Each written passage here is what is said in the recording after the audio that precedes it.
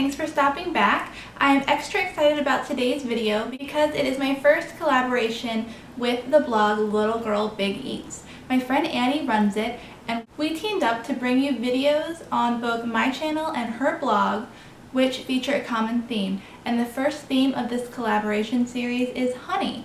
We both have projects that feature honey as a main ingredient. Here on my channel today, you'll be watching a video on how to make honeycomb, honey orange scented soaps. And over on her blog, she's going to be featuring the tutorial and step-by-step instructions on how to do a honey lip scrub.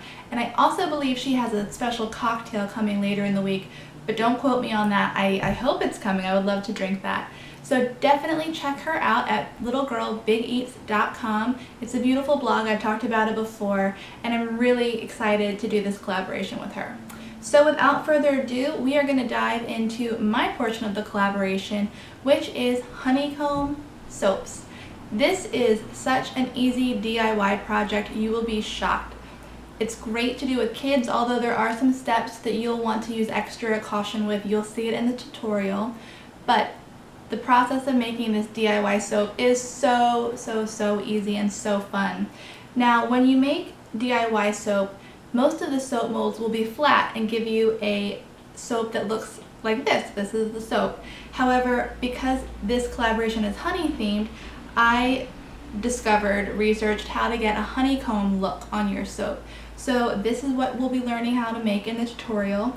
It's really simple to do. Like I said, it's easy peasy DIY project. You'll see that I've chosen to make all of my soap honey orange scented. However, you can choose to use any scent that you like. If you prefer it just to be honey soap, that's totally fine. I've also seen honey almond, I've seen honey sea salt. So the options are really endless. You can choose any scent that you'd like, but for us today, we are going to be making honey orange soap. So I hope you like this video. I hope it inspires you to try some DIY soap for yourself. And if you do, please let me know how it turns out. You can find me on Instagram, you can message me in the video, you can visit my blog, and I'll link all of that contact information below. I would really love to hear from you. And in the video following this, I'm going to be going over how you can package your honeycomb soap. These are just 2 ideas. It's a step-by-step tutorial again, and it makes for a really beautiful gift to give. So do check that video out. It will be coming right after this one. Hope you guys enjoy, and let me know what you think. Right now, you are looking at all the supplies you need to make the soap. The first is a box of clear glycerin soap. I got this at Michael's, but I've seen it online as well. In fact, you can buy honey glycerin soap with the honey already in it. Next, you're going to need some sort of soap mold. I got this at Michael's as well, and you'll notice they're all flat shapes. I selected this one because there are 2 plain rectangles. Then you'll need a bottle of honey. Keep in mind that whatever honey you select, this will be the color that the soap takes on. There are darker honeys on the market. You'll also need an essential oil, which will give your soap scent. I chose orange and got this at Whole Foods. There are a variety of scents on the market. This is a bottle of almond oil meant to just add some extra moisturization to your soaps. I got this at Whole Foods. You are going to need a measuring spoon that measures 1 tablespoon. You will also need a spray bottle which you have filled or partially filled with rubbing alcohol. You're going to use this to get rid of air bubbles on the top of your soap, so it is pretty essential. You're going to need a silicone or rubber spatula used for scraping the soap off the sides of your bowl. You're going to need kitchen basics like a sharp knife, a cutting board, and also scissors.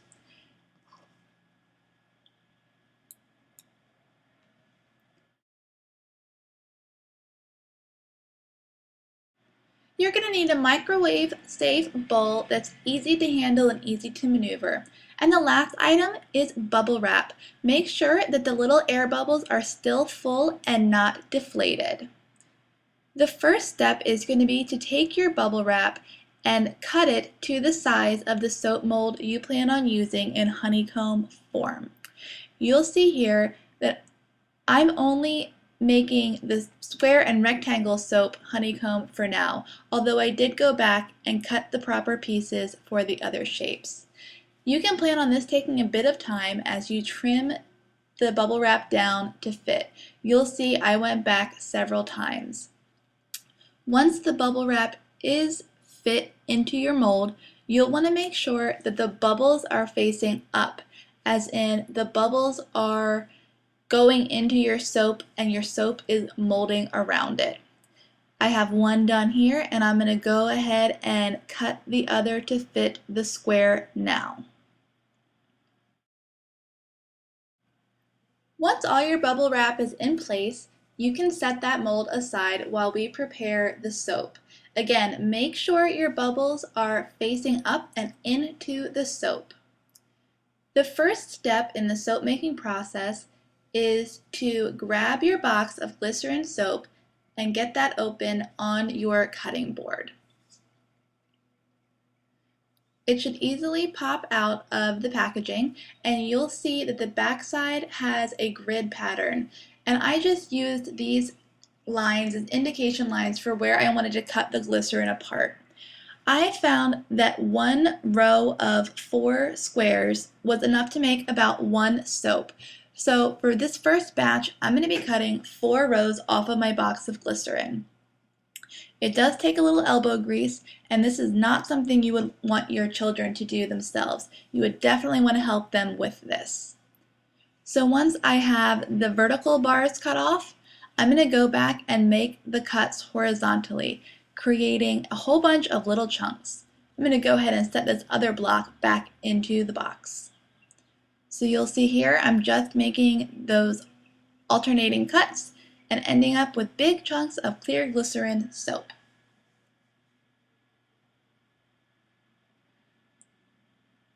They really are quite satisfying little chunks of clear soap. And again, there are other options on the market that don't leave you with clear soap. There's some oatmeal options, and that's kind of a creamy, milky consistency. But I just prefer the clear glycerin. It has a really great look I like that reminds me of Neutrogena soap. So you'll see I've put about half of my cubes in my microwave safe bowl, and the process is really simple.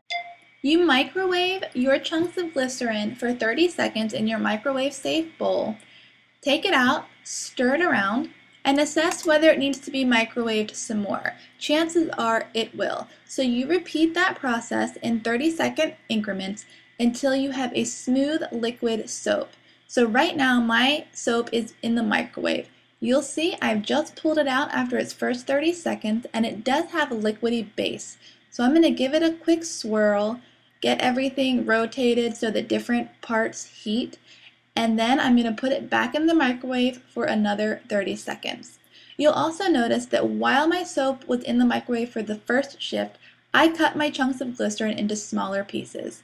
Here it is after its second 30 seconds, and it's becoming a lot more liquidy. I do have some solid pieces still left in the bowl, so I'm going to give it a quick stir using my silicone rubber spatula. Make sure that everything's moving around, and I'm going to put it back in the microwave for its last 30-second shift. Usually, with chunks this size, I found it necessary to heat it up in 3 shifts. Now you'll also see that the bowl has gotten hot enough that I need a pot holder. So again, if you're doing this with children, make sure that you're the one pulling the bowl out of the microwave. Next, we're going to add our honey. You are going to use your 1 tablespoon spoon, fill it with honey, and then that goes right into your liquid soap mixture. Don't worry if you're a little bit over or under on the honey. It's not a perfect science. And again, don't forget that if you've selected a darker shade of honey, it means a darker shade of soap. That can be a really fun variable when deciding which honey to choose and what look you're going for.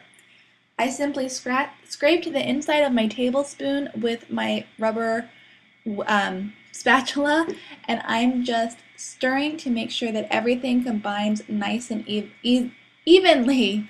Sorry, tongue twisters here. You'll see that I have a nice golden color at this point. Next, I'm going to add a few drops, not too much, of this almond oil. Again, this is going to make for a really hydrating and moisturizing soap. Then we're going to add our scent. Again, I have orange flavor, and you are going to want to add several drops. You'll see that I started with about 4 here, and then you'll see that I mix it around and gave it a whiff, a sniff, and I couldn't smell the orange at all. So I actually end up going back and adding more drops. After some trial and error, I determined that about 10 drops of the orange essential oil makes for a good flavoring, and you can really smell the orange along with the honey and soap scent. So here I am adding a few more drops and giving it a good stir. Everything should be nice and combined now. So I'm going to set this aside so that I can bring my mold onto the cutting board. I'm going to start by filling the slots that have the bubble wrap. It's really simple. You just pour right on top. Ideally, you would finish filling your soap mold just under the top line so that everything stays in its well very easily. I did have some overflow, but that's no problem. You can trim that right off. So you are going to very carefully transfer this to another flat surface, being careful not to spill the soap out of the mold. Now that I am setting those molds aside to set and firm up a little bit, I'm going to go ahead and throw the rest of my glycerin chunks into my microwave safe bowl and get another batch going. I am putting this back in the microwave for another 30 seconds, and while that melts, you'll see that I grabbed my bottle of alcohol and I'm spraying the soap that is setting up now. I'm sorry, I should have done this more clearly, and I will with the next batch. But as little air bubbles form on the top of the soap, the alcohol that you spray will actually cause those to burst, and you'll have a nice flat back to your soap. You see my soap is mixed for 30 seconds. It got a stir and went back in the microwave. Here it is after my second 30 seconds, and I think I have a few chunks left in there, so it's going to go back in the microwave for a little bit longer. Again, my bowl's really hot at this period, so I am using a pot holder, and don't hesitate to do the same thing. You don't want to burn yourself. A few more air bubbles have popped to the surface, so I'm spraying these setting soaps with more alcohol. If you find any air bubbles that float to the edge, feel free to grab your spatula and just kind of poke at them. The idea is to have totally flat and smooth backed soaps. So I'm setting these off to the side while I repeat the process of adding the honey, the scent, the oil to this mixture and getting everything really combined well. Then this mixture is ready to pour into the other soap molds. You'll see here really clearly that the air bubbles are forming on these soaps again, just as they did with the first two. And this is a really great way to see how quickly and how easily this alcohol in the spray bottle gets rid of those soap bubbles. Do you see them there? Be really careful here not to spill the soap out of the mold, but I'm going to give them a squirt with the alcohol, and you'll see them disappear on the top, and then if you notice on the bottom soap, there's a few more air bubbles. Look how quickly this takes care of it. It is no problem at all. No more air bubbles. This little insert shows what the soap looks like if you don't use an alcohol spray to get rid of air bubbles. Now we just wait. I put my molds in the freezer to help it go faster, but they just need to set up to a solid state. I've just pulled the mold out of the freezer maybe an hour later, and you see that the soaps are in there pretty well. You just use your fingers to kind of move the mold around and try to push the soap out from the back, and it should come pretty easily. The mold being so flexible really helps. So there's your first one. Then I just do the same thing for the other ones. Again, I've let this cool long enough that the soaps are really solid. The last thing you want to do is pop out a soap that cracks in the center because it's still liquidy, and putting the mold in the freezer really helps. Otherwise, you can wait a couple hours for the soaps to set on a counter or even overnight. So here are my soaps. You'll see that they are nice and smooth on the back because of that alcohol mixture. And the honeycomb looks really interesting. I'm always excited to pull the bubbles off.